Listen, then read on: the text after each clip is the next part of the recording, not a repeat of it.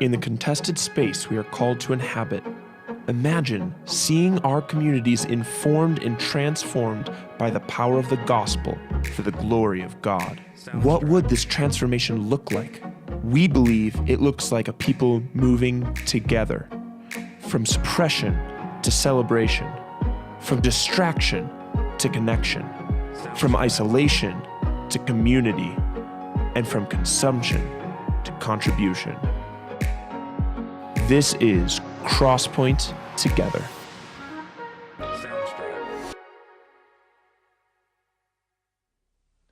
Bueno, en esta mañana comenzamos una nueva serie de prédicas tituladas Crosspoint Juntos, Movimientos de Gracia. Y el propósito de esta serie es que Dios, a través de su palabra, que Él refresque nuestra visión para lo que nos queda de año. Es posible comenzar a servir juntos con mucho entusiasmo, pero esto no es una carrera de 100 metros, ¿verdad? Esto es un maratón.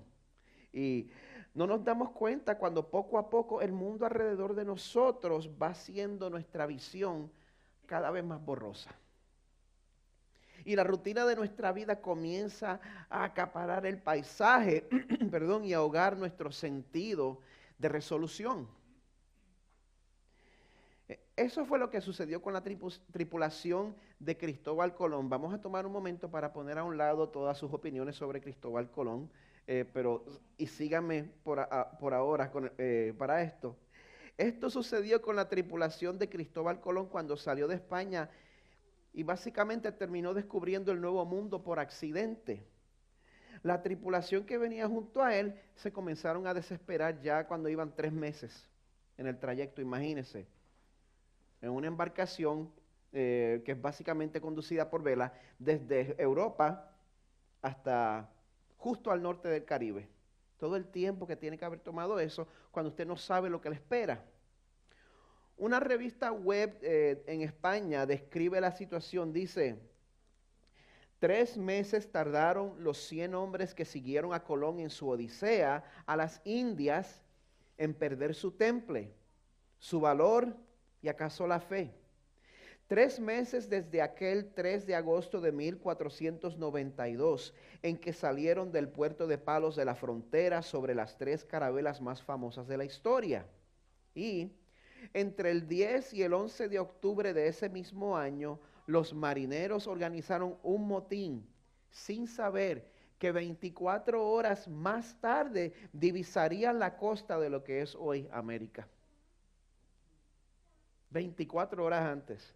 Dice, continúa, con 1000 leguas de viaje a sus espaldas y la incertidumbre de una empresa que parecía imposible hasta para los propios hermanos Pinzones, Martín Alonso, Vicente Llanes y Francisco Martín. 2 de ellos, capitanes, y el tercero, la mano derecha de Colón, pensaron en claudicar.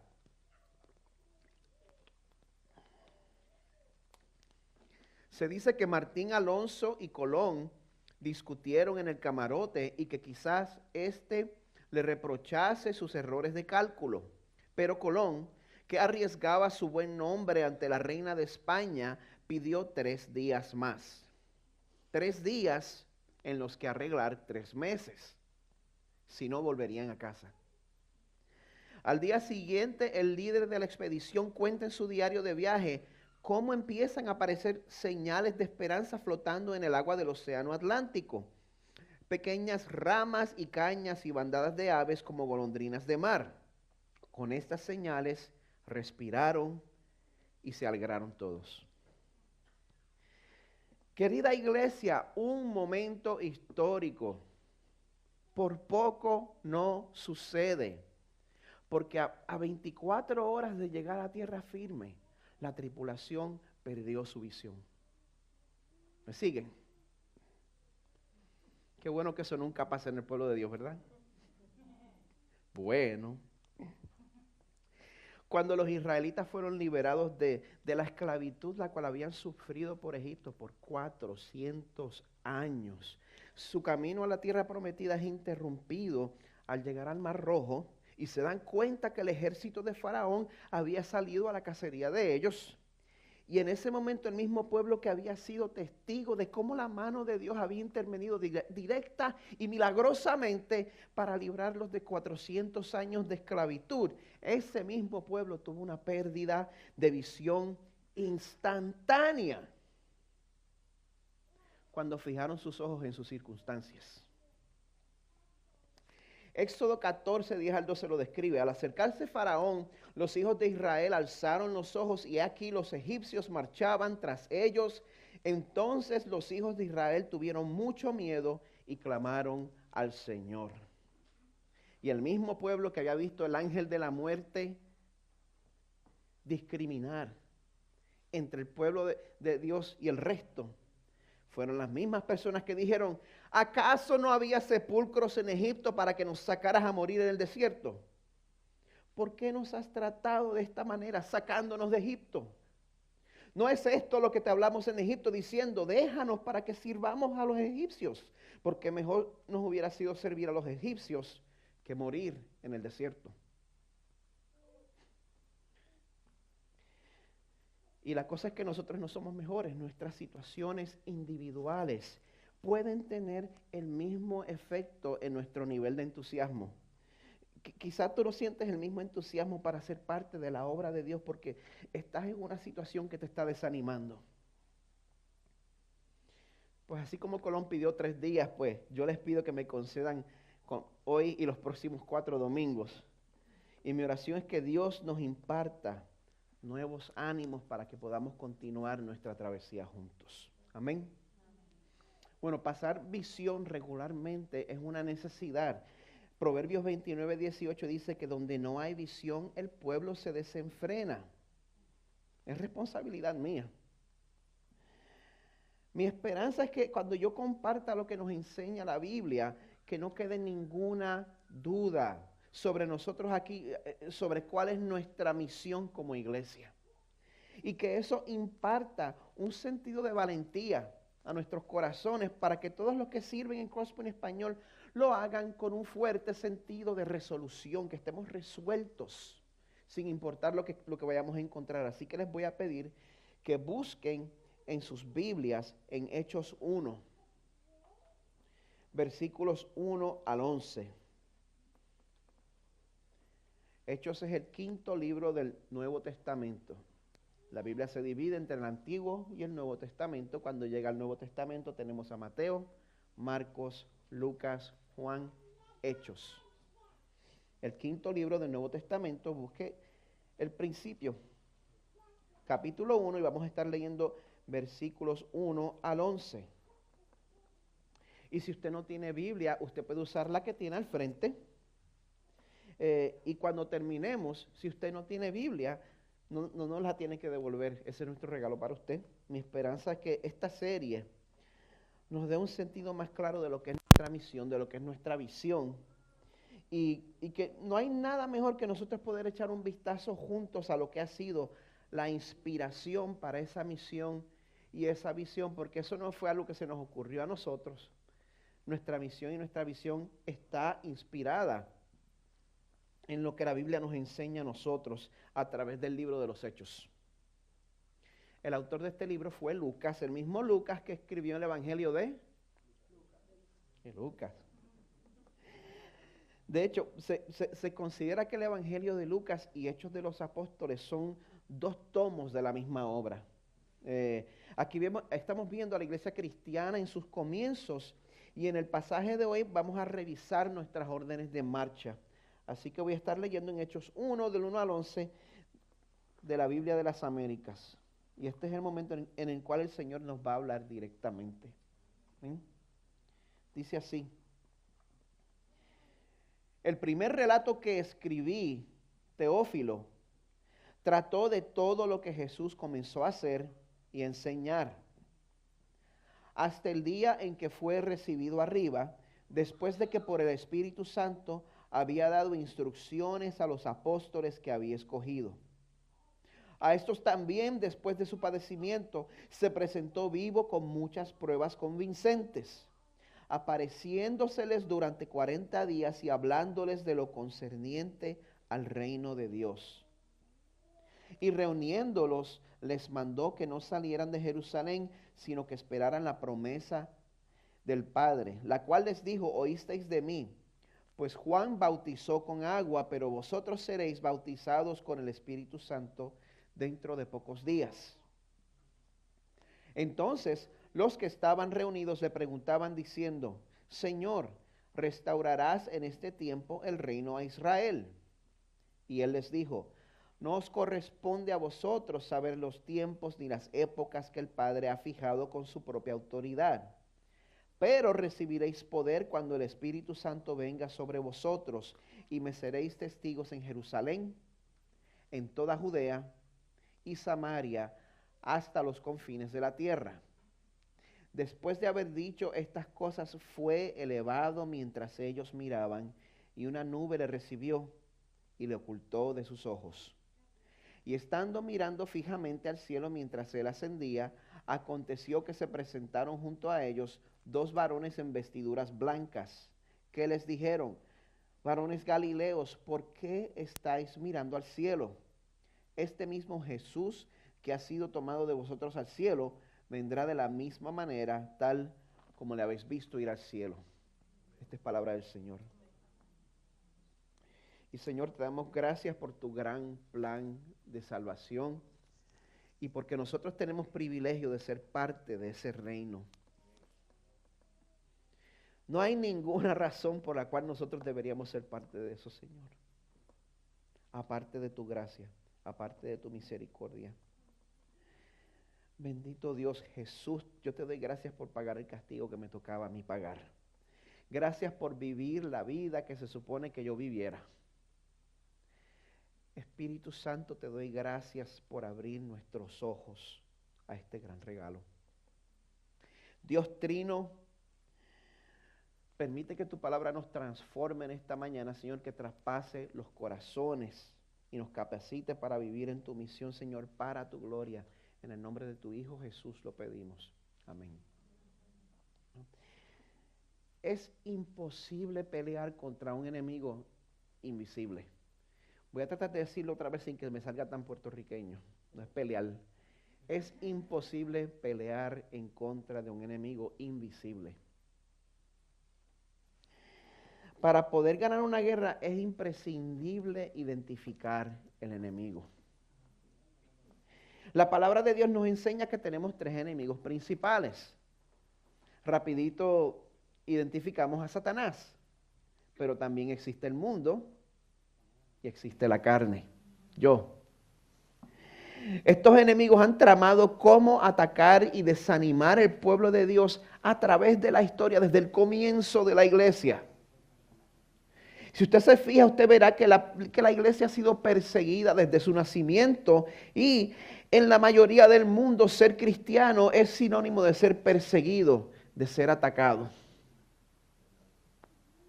No se engaña, a pesar de que nosotros vivimos en una nación que es relativamente libre, la iglesia de Dios encuentra un tipo particular de resistencia en los Estados Unidos de América. Quizás no es la misma prueba que quizás usted encuentra en su país, la prueba de la carencia, la prueba de la escasez. Aquí es una prueba diferente, la prueba de la abundancia, la prueba de la afluencia. ¿Sabía que eso era una prueba? Es una prueba. Nuestro mayor enemigo en los Estados Unidos es lo que voy a llamar en esta mañana el suburbanismo. El sueño de la mayoría de los que llegamos a este país es poder conseguir esa casa grande, bonita, en el suburbio, que esté lejos del bullicio, del revolú y de la bulla. Pero en este país usted se va a dar cuenta, si no se ha dado cuenta ya, y no estoy diciendo que sea pecado tener su casa buena. Lo que quiero que sepa es que en este país no importa si usted vive en una comunidad que sea de población mixta o esté llena de gente de su propio país o sea lo que sea, o que usted vive en medio de una comunidad que la mayoría son de otra raza, de otra nacionalidad y usted se siente solo. No importa la circunstancia. El sentido de individualidad es mucho más fuerte que el sentido de comunidad. Cuando llega la gente al trabajo a las 6, todos para adentro. Mi esposa y yo hemos tratado. Conocemos a los ancianos de la casa de la derecha, ¿verdad? Eso es todo. Vamos a los otros vecinos y nos miran como si tuviéramos un problema. Es verdad, no conocemos a nuestros vecinos hasta el día de Halloween. No importa cuál sea su opinión, eso es una oportunidad, pero ese es otro tema. Ya les saldrá en el Facebook. El autor Jared Wilson escribe lo siguiente. Él dice, creo que el espíritu que está obrando en los suburbios tiende a asfixiar el espíritu del cristiano. Brevemente, este mensaje de los suburbios es el empoderarme a mí mismo, realzarme a mí mismo, llenarme a mí mismo. El yo está en el centro y todas las cosas sirven al yo. Los valores primordiales de los suburbios son la conveniencia, la abundancia y la comodidad. Los suburbios te lo ofrecen todo y te lo ofrecen a la orden en un vaso de tamaño grande con tapa. El mundo busca disipular al cristiano agresivamente con lo que vamos a llamar aquí el evangelio suburbano. Un evangelio de pues, seamos moralistas, vamos a portarnos bien comparados al resto de la gente, pero voy a buscar mi propia comodidad. Un moralismo cómodo. En contraste, el propósito de la iglesia es hacer discípulos. Eso fue a lo que el Señor nos mandó en Mateo 28. Y es por eso que nuestra misión aquí es apuntar a nuestras comunidades hacia Jesús. Nuestra visión, que ya se la puedan aprender porque no es tan larga, es ver nuestras comunidades informadas y transformadas por el poder del Evangelio para la gloria de Dios. Esa es nuestra visión. Eso significa que nosotros queremos ver el Evangelio dando fruto a nuestro alrededor. Es más que un mensaje. En verdad transforma las vidas. En verdad trae esperanza al enfermo terminal, al que está considerando divorciarse. El Evangelio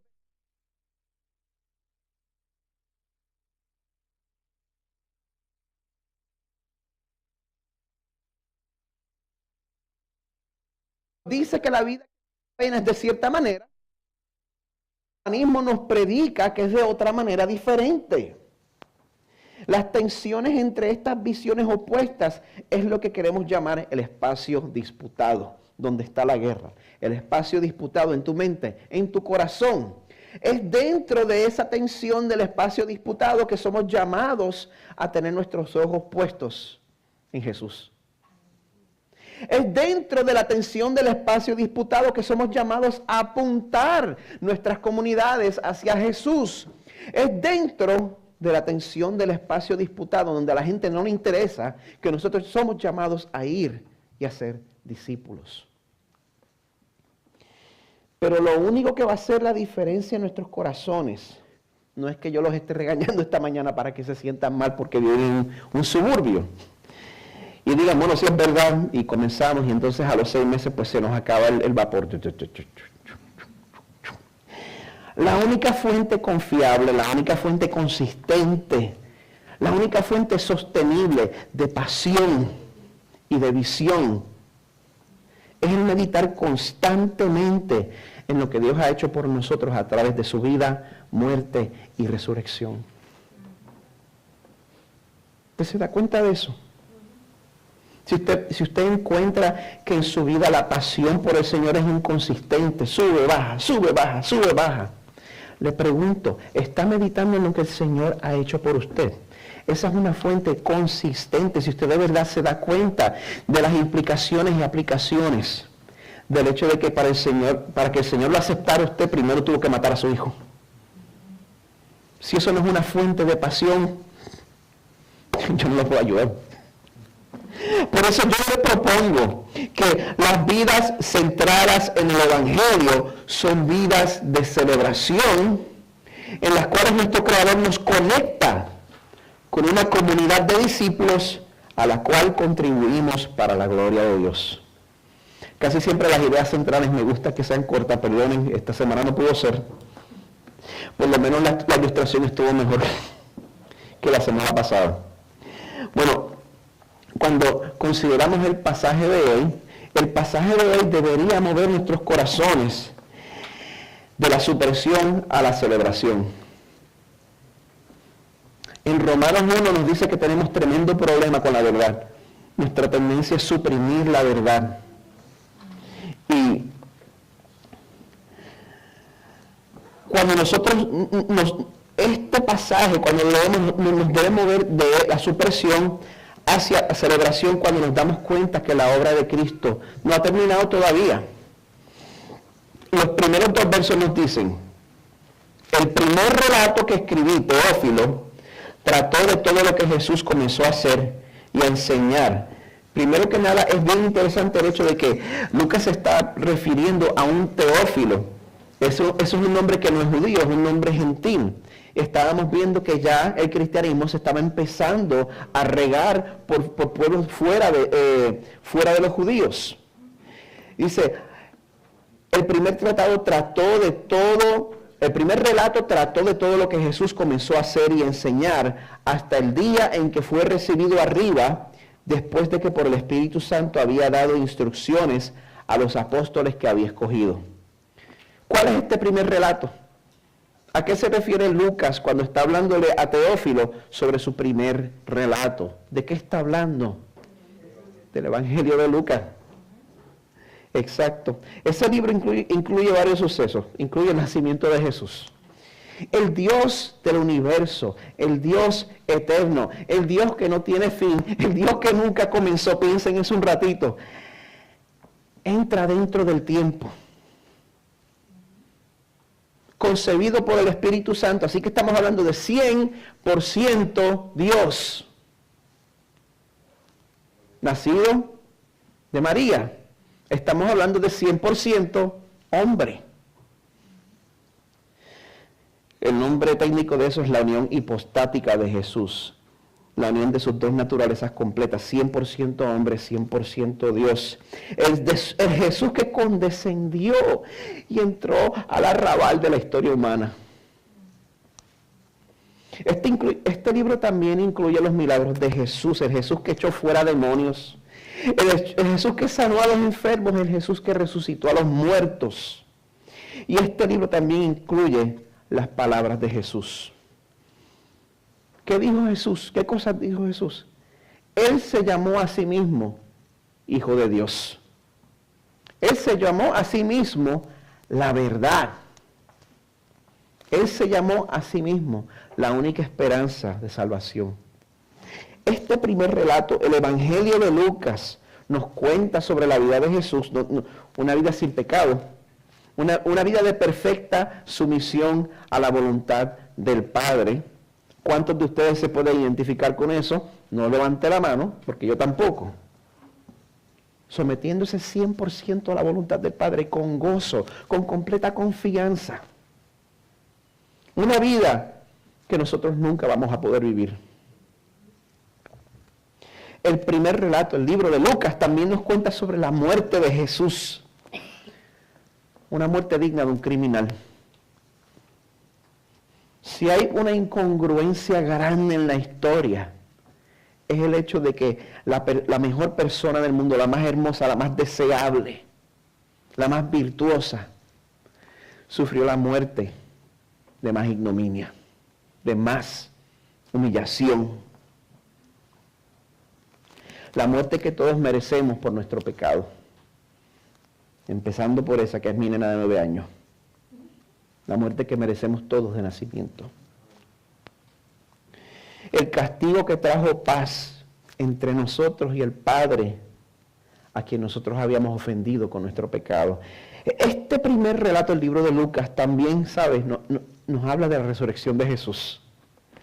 Cómo salió de la tumba en victoria y cómo se le apareció a varios testigos, los que estuvieron aquí el domingo pasado. Sabe que hablamos de dos de esos testigos que iban de camino a Emaús. Y por último, este primer relato termina afirmando algo, termina diciendo, hay también muchas otras cosas que Jesús hizo, que si se escribieran en detalle, pienso que ni aún el mundo mismo podría contener los libros que se escribirían. O sea que, ¿usted cree que conoce a Jesús? Hay mucho más que él hizo y nosotros no tenemos idea. De verdad yo estoy aguardando con mucho entusiasmo estar en la presencia de él para poder aprender tanto más sobre la vida de él que nosotros no sabemos ahora. Pero en fin, el libro de Lucas trata sobre Jesús y el libro de los Hechos trata sobre Jesús.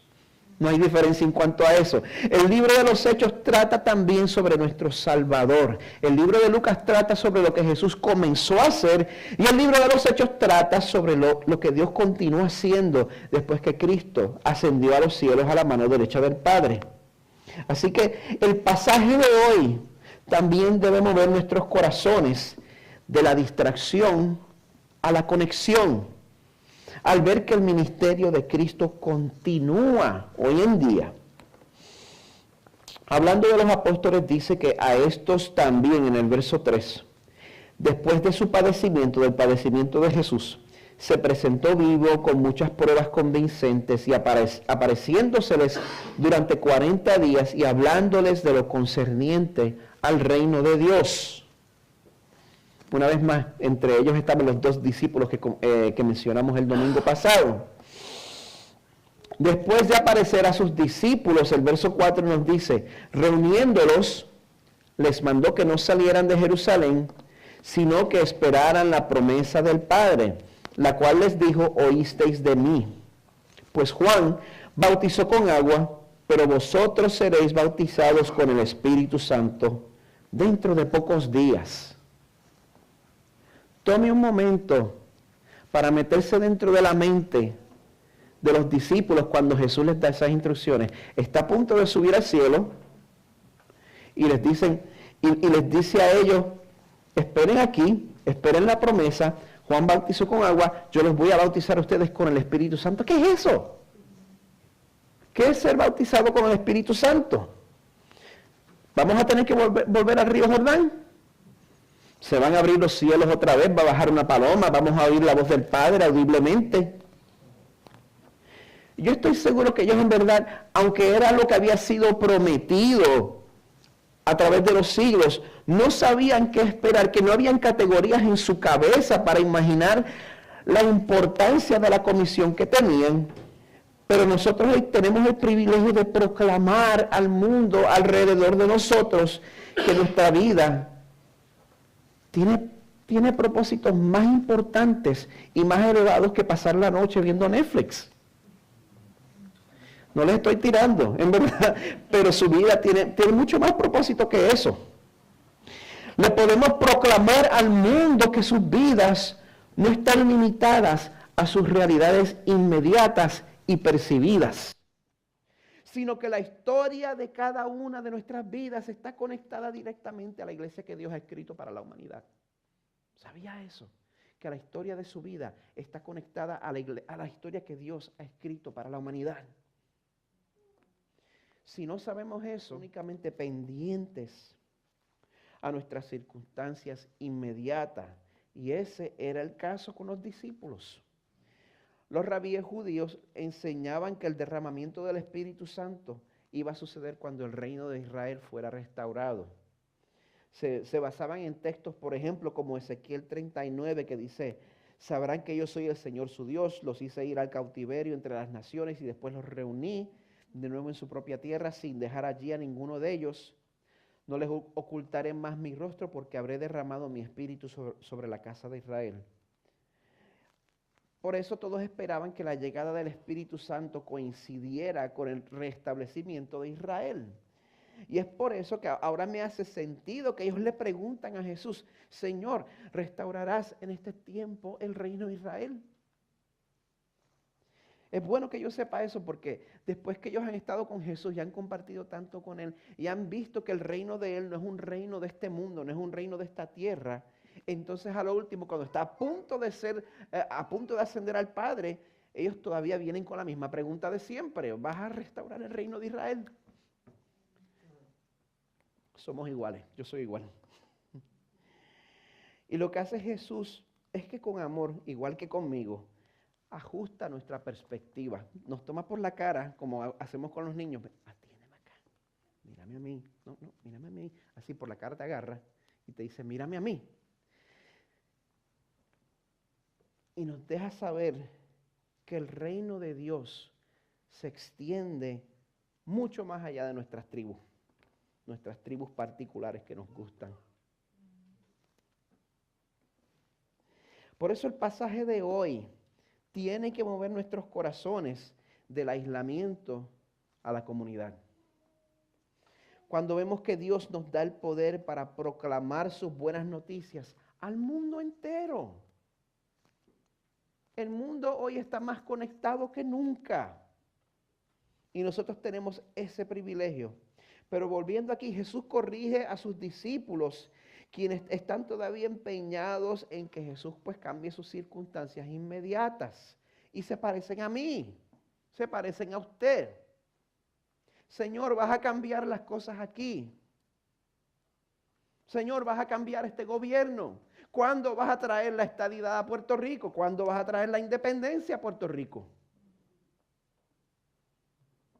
Con mucho respeto porque no estoy pasando por eso. ¿Cuándo vas a sacar a Maduro? ¿Cuándo vas a sacar a Castro? ¿Cuándo me vas a dar el trabajo que necesito? ¿Cuándo me vas a dar la casa que necesito? ¿Cuándo me vas a dar la novia que necesito? ¿Cuándo me vas a dar los amigos que necesito? Me siento solo, Señor. Jesús responde, deja de estarte mirando el ombligo.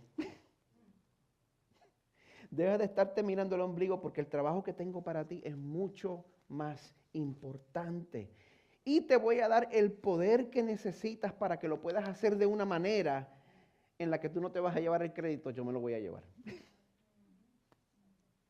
El verso 7 dice, Él les dijo, no os corresponde a vosotros saber los tiempos ni las épocas que el Padre ha fijado con su propia autoridad. Pero recibiréis poder cuando el Espíritu Santo venga sobre vosotros. Recibiréis poder cuando el Espíritu Santo venga sobre vosotros. Vamos a recibir poder. Entre todos los poderes de superhéroes, el mío favorito es el de volar. Se me aparece una dama madrina y me dice, te doy el poder de volar, pero tienes que dejarte crecer unas alas de murciélago. Me las dejo. Camino por ahí como estamos.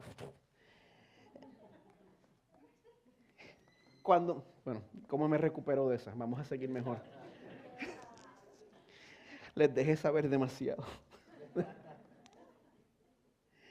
Pero cuando pensamos en poder, si nosotros pensamos en poder de una manera que no es religiosa, pues nos vamos en esa dirección. Queremos saber el propósito del poder.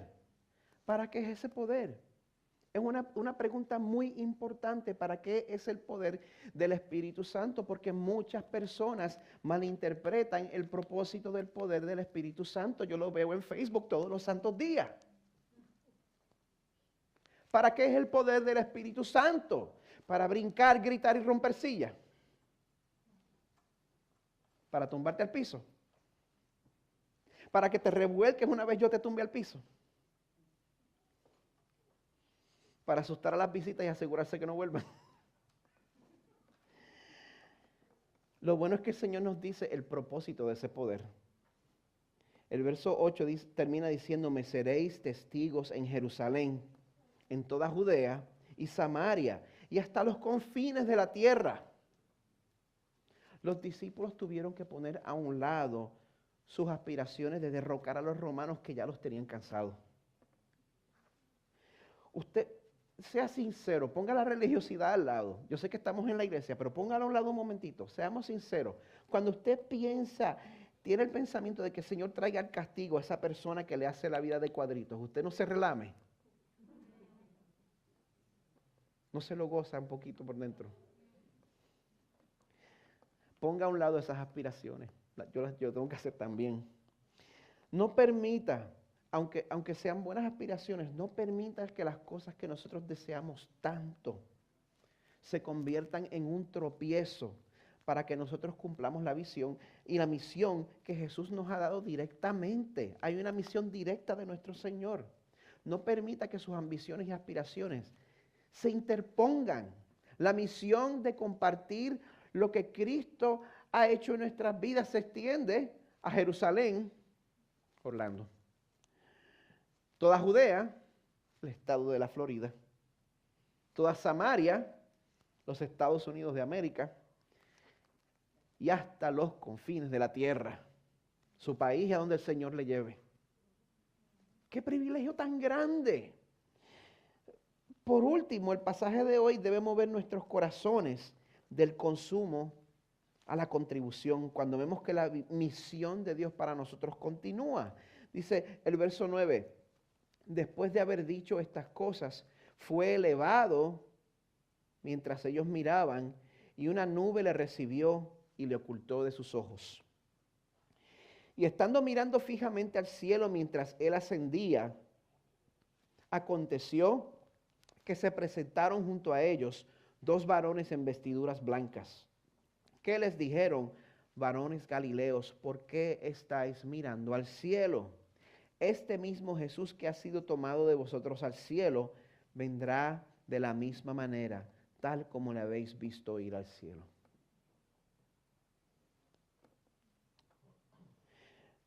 Estos versos hablan sobre cómo Jesús fue exaltado, fue a la mano derecha del Padre, donde está ahora mismo, y cómo también le promete a sus discípulos que él iba a volver para establecer su reino en la tierra.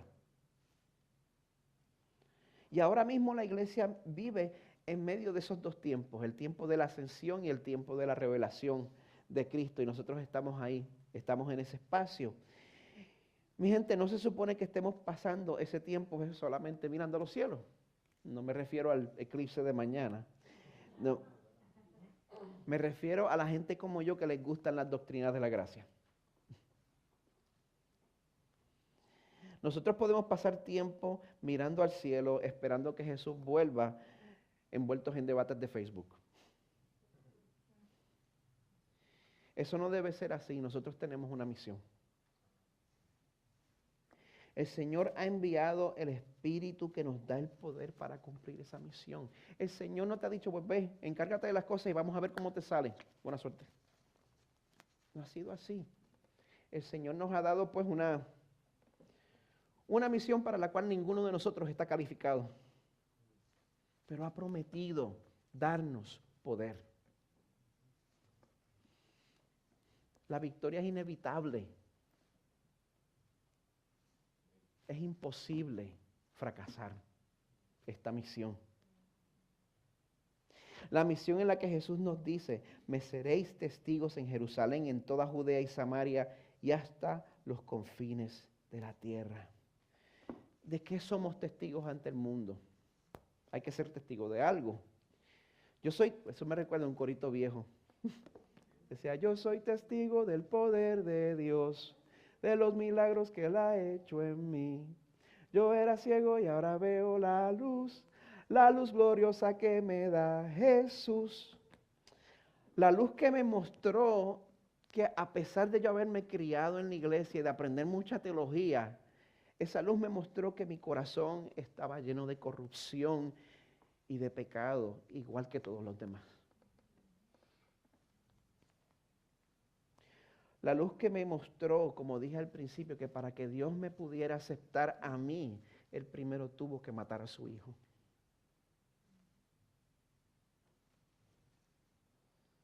A su hijo perfecto. Y en verdad eso debe llenar nuestros corazones de pasión duradera por nuestro Dios y por la misión que nos ha dado. Y en verdad nos debe llevar a vivir vidas dedicadas a apuntar nuestras comunidades hacia Jesús. Le voy a pedir al equipo de adoración que pase al frente, y mientras nosotros nos preparamos para responder a través de la recordación de este sacrificio en el sacramento de la comunión, pues yo les pido que se unan a mí en oración.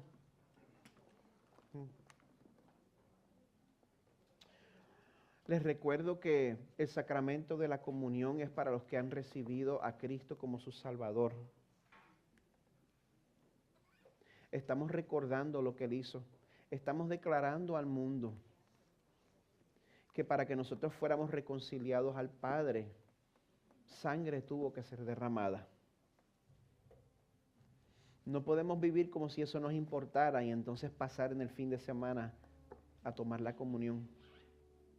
El Señor se reserva el derecho a disciplinarle severamente. Así que pedimos que los que están en Cristo, los que han reconocido a Jesús como su Salvador, que vengan, que reciban la gracia del Señor. Pero si usted no está seguro, si usted es seguidor de Jesús, pues en verdad le animo a que se quede en su asiento durante este tiempo y a que hable con nosotros.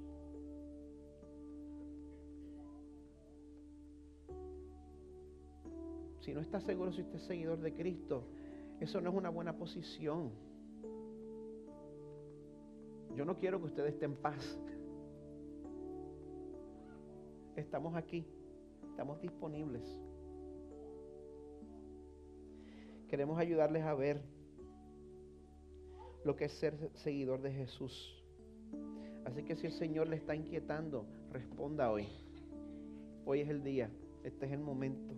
Vamos a orar. Señor, yo te ruego que tu evangelio, que la verdad de lo que tú has hecho por nosotros, nos ayude a movernos de una visión mundana de lo que es la vida que vale la pena a la versión que tú nos muestras en tu palabra. Señor, ayúdanos a movernos de la supresión de la verdad a la celebración de la verdad. Señor, sácanos de nuestras distracciones que tanto nos gustan y ayúdanos a vivir una vida de conexión consciente de nuestras historias a la tuya, de saber que somos parte de algo grande. Ayúdanos, Señor, a movernos del aislamiento hacia la comunidad. Tan difícil que es, Señor.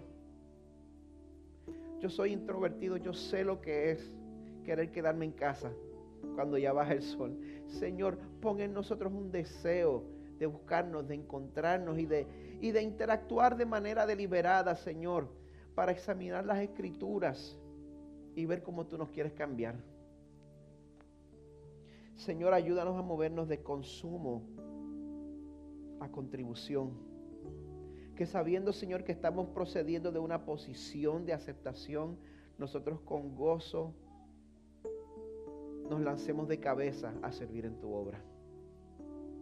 Ahora, Señor, recordamos lo que hiciste por nosotros al mandar a tu Hijo, el cual tomó nuestro lugar en la cruz y recibió la ira y castigo y sufrimiento que nos tocaba a nosotros. Gracias, Señor, por tu amor y por tu misericordia. Nuestros corazones te adoran. Estemos de pie.